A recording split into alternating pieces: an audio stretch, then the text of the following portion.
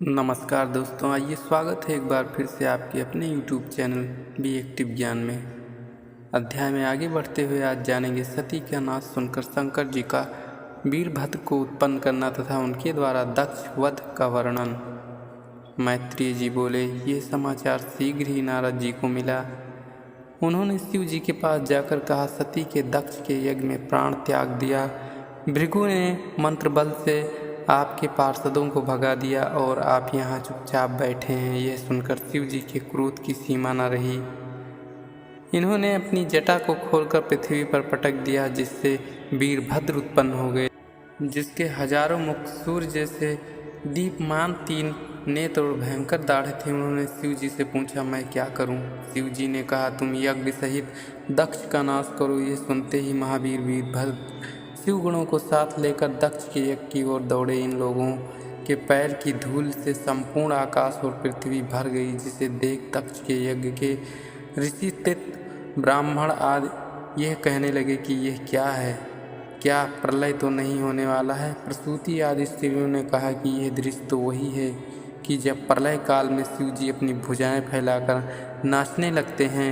हे विदुर जी, यज्ञ में इस प्रकार के शंका समाधान हो ही रहे थे कि उसी समय वीरभद्र के साथ शिव जी के गणों की अपार सेना वहां पहुंच गई। सेना का वेश और उनके अस्त्र निराले और विचित्र थे। इन लोगों ने यज्ञशाला को घेर लिया और उसे विध्वंस करने लगे। सभा मंडप, पाकशाला, अग्निशाला और मेषशालाओं को तोड़ फोड़ कर यज्ञ कुंड को अपवित्र कर दिया। एक गण ने भृगु को और वीरभद्र ने दक्ष को बांध लिया। चंडीस नामक गण ने पूषा नामक देवता को और नंदीश्वर ने भग नामक देवता को पकड़कर बांधा। ऋषि तत्वों और अन्य देवताओं को शिव गणों ने पकड़कर पत्थरों से मार मार कर बड़ा कष्ट दिया। वीरभद्र ने भृगु की दाढ़ी उखाड़ ली और भग नामक देवता की दोनों आंखें निकाल लिया, क्योंकि भृगु जी ने अपनी दाढ़ी दिखाकर शिव जी की हंसी उड़ाई थी। वीरभद्र ने भृगु की दाढ़ी उखाड़ ली और भग नामक देवता की दोनों आंखें निकाल लिया, क्योंकि भृगु जी ने अपनी दाढ़ी दिखाकर शिव जी की हंसी उड़ाई थी और भग ने अपनी आंख से दक्ष जी को इशारा किया था। वीरभद्र ने पूषा के दांत उखाड़ लिए, क्योंकि उन्होंने दांत दिखाकर शिव जी की हंसी की थी। वीरभद्र दक्ष को पटक कर उनकी छाती पर बैठ गए और तलवार से उनका सिर काटने लगे, किंतु उनका सिर न कटा। ये देखकर वीरभद्र को आश्चर्य हुआ। फिर कुछ सोचने के बाद उन्होंने दक्ष को उनका गला दबाकर मार डाला। तदनंतर वीरभद्र ने दक्ष का सिर तोड़कर उसे दक्षिणाग्नि में हवन कर दिया और फिर समस्त गणों के साथ वीरभद्र जी कैलाश को लौट आए। ब्रह्मा जी का देवताओं के साथ कैलाश पर शंकर जी के पास जाना, कैलाश वर्णन तथा दक्ष को जीवित करने के लिए प्रार्थना करना। मैत्रेय जी बोले, हे विदुर जी, शिवगणों द्वारा मारे गए सारे देवताओं ने ब्रह्मा जी के पास पहुंचकर वीरभद्र द्वारा दक्ष यज्ञ में किए गए विध्वंस का वृत्तांत रो रो कर उनसे कहा। ब्रह्मा जी ने उत्तर दिया कि शिव विरोधियों को वह दंड मिलना ही चाहिए था। शिव जी के बिना तुम लोगों ने अकेले ही यज्ञ में जाकर देवभाग क्यों ग्रहण किया? इसके लिए तुम लोग जाकर उनसे क्षमा याचना करो। हम और विष्णु जी इस यज्ञ में बुलाए जाने पर भी इसी कारण नहीं गए कि शिव जी के भाग बिना हम अपना भाग कैसे लेते। इस समय शिव जी सती से रहित और उनका हृदय दक्ष के दुर्वाचनों से छिद्र हो गया है। अब कल्याण इसी में है कि तुम लोग शिव जी के पास जाकर उनसे प्रार्थना करो और इसी यज्ञ को फिर से आरंभ करो। चलो, तुम्हारे साथ मैं भी शिव जी के पास चलता हूँ। यह कहकर ब्रह्मा जी देवताओं के साथ कैलाश पर्वत पर शिव जी के पास आए, जो सिद्ध देवता, किन्नर और गंधर्व आदि अप्सराओं से और औषधि, तप, मंत्र तथा योग से सिद्ध मनुष्यों द्वारा देवताओं से सेवित था। वहाँ किन्नर, गंधर्व तथा अप्सराएं सर्वदा रहती थीं। नाना प्रकार के मणिमय तथा नाना भांति धातुओं से विचित्र झरनों, अनेक कंदराओं और साधुओं द्वारा सेवित था। वह पतियों के साथ विहार करने वाली सिद्धियों की स्त्रियों के लिए प्रसिद्ध रतिप्रद था। वह मयूर शब्द, मुखरित मद से अंधीभूत भ्रमरों के मुन्नारों से व्याप्त, कोकिल के मनोहर सुरीले स्वरों से तथा अन्य पक्षियों के कलरवों से अति रमणीय था। कामनाओं को पूर्ण करने वाले वृक्ष अपनी ऊंची उठी हुई शाखाओं रूपी बाहुओं से मानव पक्षियों को बुला रहे थे। पर्वतीय हाथियों के चलने से स्वयं मानो चल रहा सा जान पड़ता था तथा झरनों के शब्दों से बातचीत कर रहा सा प्रतीत होता था।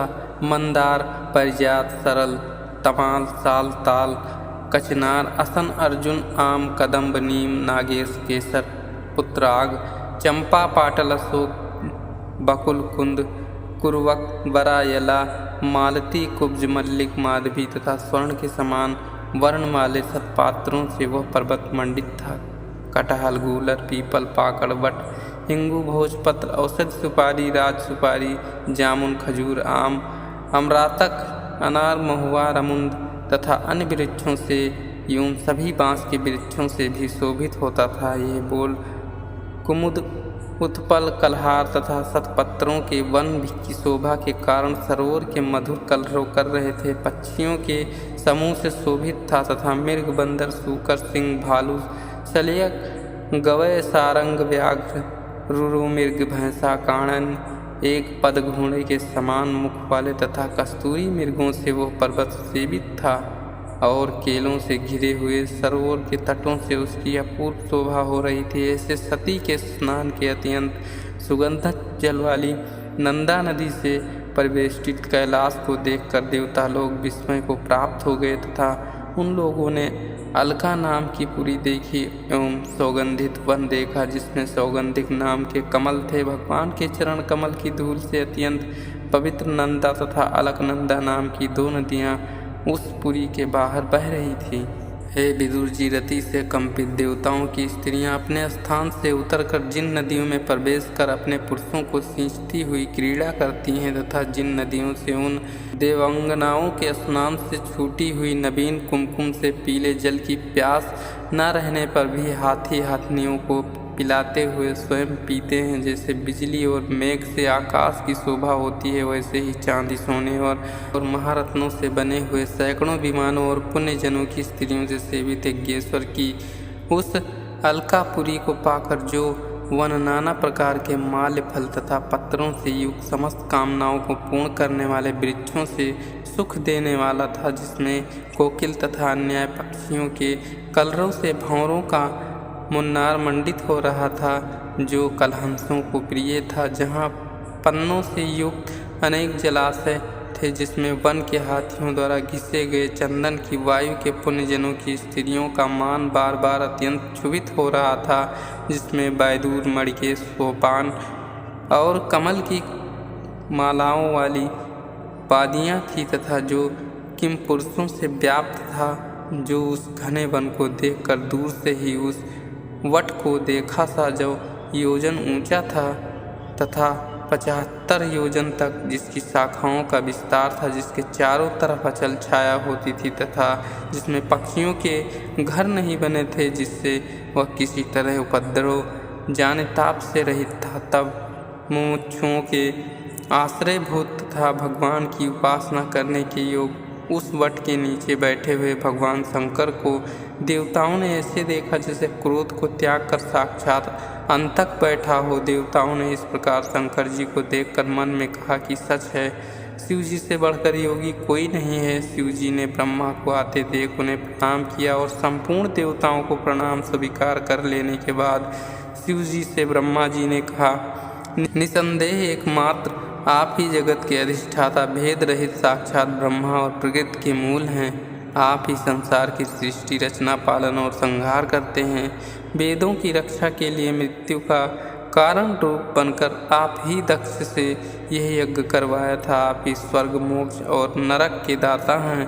आप प्रारब्ध को भी नष्ट कर सकते हैं। अतएव आप मेरी प्रार्थना स्वीकार कर दक्ष प्रजापति के यज्ञ को पूर्ण कराइए। दक्ष ने यज्ञ में आपको भाग न देकर अपना ही अकल्याण किया है।